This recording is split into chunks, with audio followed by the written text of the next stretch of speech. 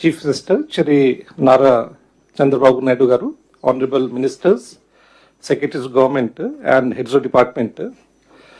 It is indeed my privilege to welcome you to the Honorable Ministers and Secretaries Conference 4.4. As we are all aware, post-bifurcation, the structure of the state economy underwent a drastic change. From an industry and service sector-driven economy, AP has become more agrarian. Under the leadership of Honorable Chief Minister, the state is taking necessary steps for bolstering industry and services sector, while at the same time making agriculture remunerative, diversified and resilient. In this context, GSDP is crucial for Andhra Pradesh as it serves as the primary metric to track the state's economic growth, size and capacity, even as we engineer a move backwards towards a service and industry-driven economy. Tracking GVA enables the state government to fund vital infrastructure, attract investment, generate employment, and sustain the public welfare programs. This conference is important because we will get to see the performance of different sectors, do macro analysis to understand which sectors of the economy are driving growth and which one drive greater attention. While doing so, we'll be aided by the monthly economic report, June 2026, which is indeed path-breaking for any state in the country, which compiles performance of the state economy in a systematic manner, and this will be dealt in greater detail by the Principal Finance Secretary. We will also have a presentation on PPP and RTGS by Secretary RTGS and ITC, and a presentation by the CCT on initiative of GSDP AI task force, and importantly followed by an open discussion where we will contribute our thoughts on GSDP and how to strengthen the economy of the state. With this being the overall context of this meeting and will be guided by the Honorable Chief Minister, may I now request Shri G. Sai Prasad Garu, Chief Secretary of Government, for his introductory remarks. Honorable Chief Minister, sir, Honorable Ministers, and all my colleague officers. As you are well aware and have been observing over the past few months, the state has adopted a very ambitious development agenda. Now, this development can be achieved only by a variety of things which are in place already. So governance needs to be sharp and sensitive. Our file disposal needs to be good. Then we should meet the key performance indicators for processes as well as outcomes. And the outcomes should be in a manner so as to enhance public satisfaction in terms of greater wealth to the public as well as happiness in terms of an easy and smooth day-to-day living. Finally, the indication of all this comes in the form of public perception, positive public perception, which we are measuring. For all these aspects, we have systems in place. Different measures are already in place, and in the meeting that we had today morning, Honorable Chief Minister wanted us to bring all these together and provide a ranking for all the departments, different offices, subordinate offices. So the ranking as required should be a mix of all these factors. So it is not adequate if we simply dispose files or simply have good process indicators. We also need to have good outcomes, happiness among the public, and good perception among the public about the government. So all the departments who will be making the presentation would be moving in that direction. And all the officers are requested, therefore, to also reorient in a manner that all aspects that are mentioned are covered rather than being in a one particular direction or in a traditional sense of way. Thank you. Thank you, sir. I now request Shri Payola Kesav Garu, Honorable Minister of Finance and Planning, Commercial Taxes and Legislative Affairs, to set the context for this conference.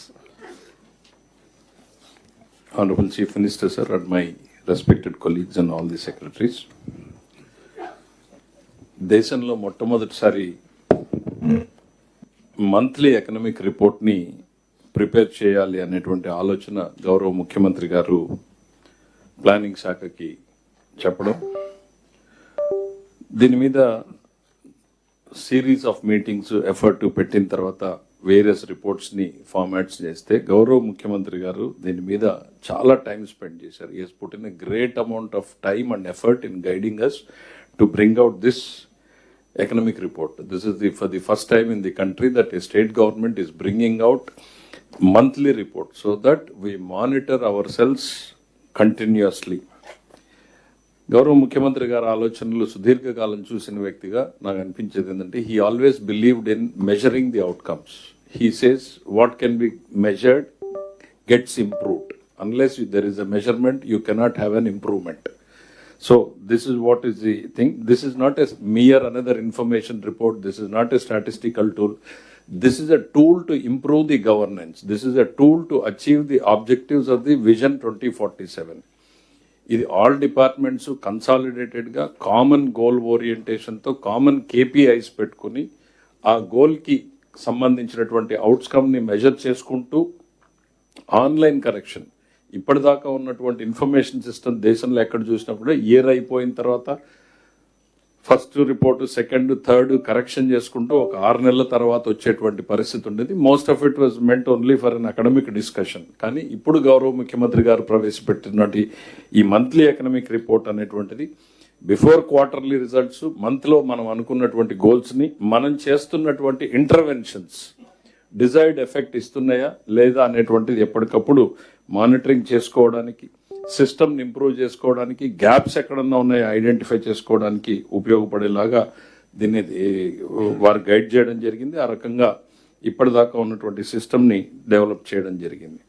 Especially దీనికి successful గవర్నమెంట్స్ని ఒక్కసారి చూస్తే high performance economies in the world అన్నీ కూడా they are consistently monitored, consistently measured, outcomes are measured continuously. So on the same pattern now for the first time భారతదేశంలో మన ఆంధ్రప్రదేశ్ ప్రభుత్వం గౌరవ ముఖ్యమంత్రి గారి ఆలోచనలతో ఈ మంత్లీ ఎకనామిక్ రిపోర్ట్ పెడుతున్నాం.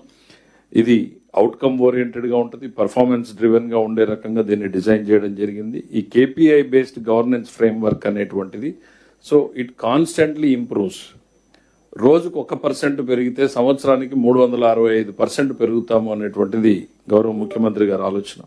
వారు ఎప్పుడు కూడా చెప్తా ఉంటారు, it's a continuous learning process, continuous improving process. మనం స్టాగ్నేషన్లో ఉండకూడదు అనేటువంటిది. 1% a day gives us a 365% growth in the end of the year. So ఆ రకంగా ఎప్పటికప్పుడు మెజర్స్ అవుట్కమ్స్ మెజర్ చేయడం కోసం పెట్టడం జరిగినటువంటిది. This is first time in the country. I request all the departments, because there's a considerable effort of the Chief Minister has gone into this, and the ఈ report based ని మనం అందరం కూడా all secretaries, all senior IAS officers to make use of this, constantly suggest if there is anything more needs to be done. దీన్ని మనం ఒక outcome desired outcome వైపు తీసుకెళ్లే టూల్ లాగా వాడాలి తప్ప మీరు స్టాటిస్టికల్లో ఇన్ఫర్మేషన్ రిపోర్ట్ గాను చూడొద్దండి. Let us fully utilize this report in achieving the Vision 2047. Thank you, sir.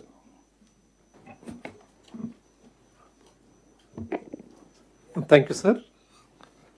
As mentioned by you, sir, this is indeed a path-breaking moment for the state, because for the first time in the country, a state has come up with a monthly economic report, sir, and it requires a lot of effort for being able to accomplish this, sir, and the spirit and the driver both behind this is definitely the Honorable Chief Minister, Shri Nara Chandrababu Naidu Garu. I now request sir to give his keynote address and also to guide this conference.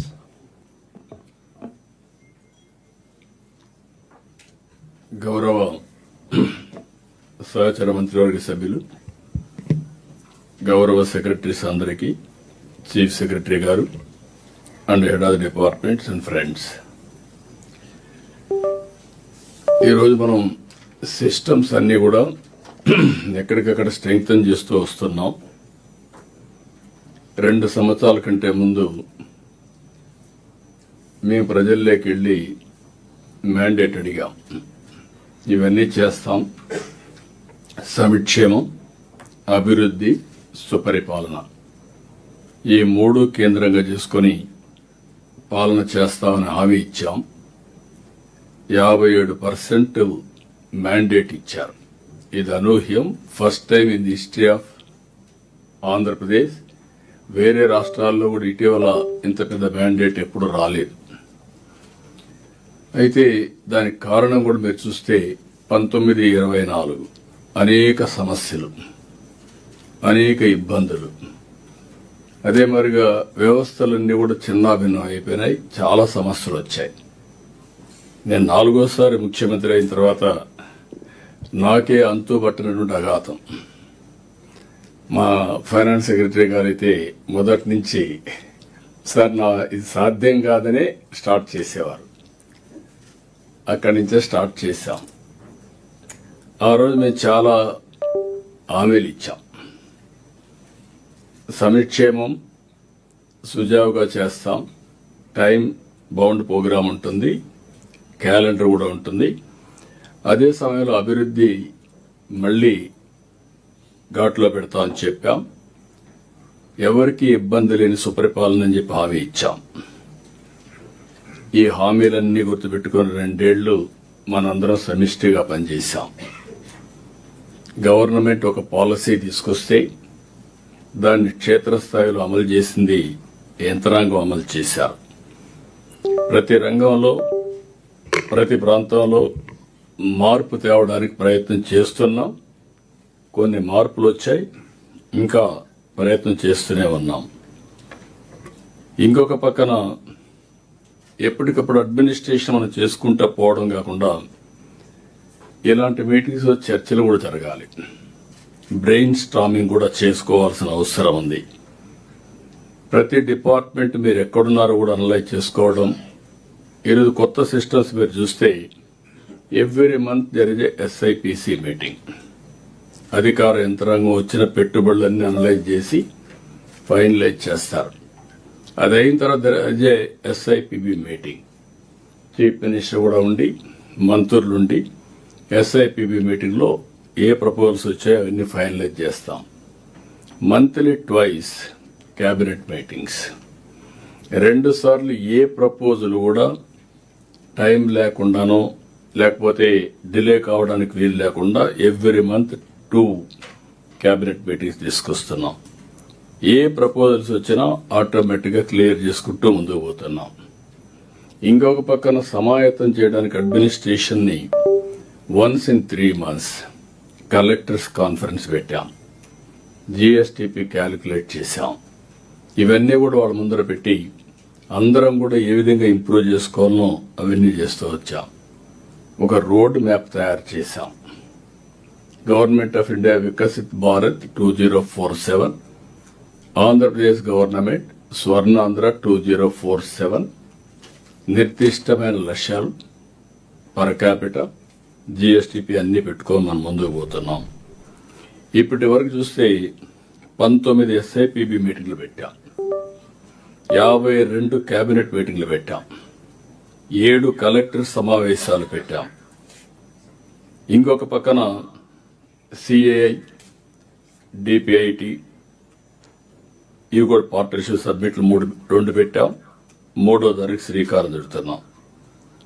ఒకప్పుడు పారిశ్రామికవేత్తలను మన రాష్ట్రం మీద నమ్మకం పోయింది, చాలా ఇబ్బందులు వచ్చాయి. ఈ రోజు మీరు చూస్తే దేశంలో ప్రిఫర్డ్ డెస్టినేషన్ ఆంధ్రప్రదేశ్. ఇప్పటి వరకు ఇన్వెస్ట్మెంట్ ప్రపోజల్స్ అయితే 22,87,000 కోట్ల రూపాయల ఇన్వెస్ట్మెంట్ ప్రపోజల్స్ వచ్చాయి, MOUలు చేశాం. ఎంప్లాయ్మెంట్ అయితే 21,30,000 మంది ఎంప్లాయ్మెంట్ వస్తుంది. అయితే చెప్పడం కాకుండా క్యాబినెట్ తీసుకొచ్చి అన్ని కూడా ల్యాండ్ అన్ని కూడా ఇచ్చి 11,86,000 కోట్ల రూపాయల ప్రపోజల్స్ ని క్లియర్ చేశాం, గ్రౌండ్ చేసే పరిస్థితికి వచ్చాం. దీనివల్ల 10,42,000 మందికి ఉద్యోగాలు వచ్చే పరిస్థితి వస్తుంది. ఇక్కడి నుంచి ఏ ప్రాజెక్టు కూడా ఏదో చెప్పేసి వదిలిపెట్టడం కాకుండా మనకుండే వనరులన్నీ సమర్థవంతంగా ఉపయోగించుకోవడానికి మీరు చూస్తే మన దగ్గర ఒకప్పుడు అగ్రేరియన్ స్టేట్, ఇప్పుడు ఇండస్ట్రీ సర్వీస్ సెక్టర్కి ఎక్కువ ముందుకు పోతున్నాం. ఇంకొక పక్కన ఇక్కడ చాలా వరకు అనేక పంటల్లో కూడా మనం మార్పులు తీసుకొచ్చాం. ఇంకా మళ్ళీ తీసుకురావాల్సిన అవసరం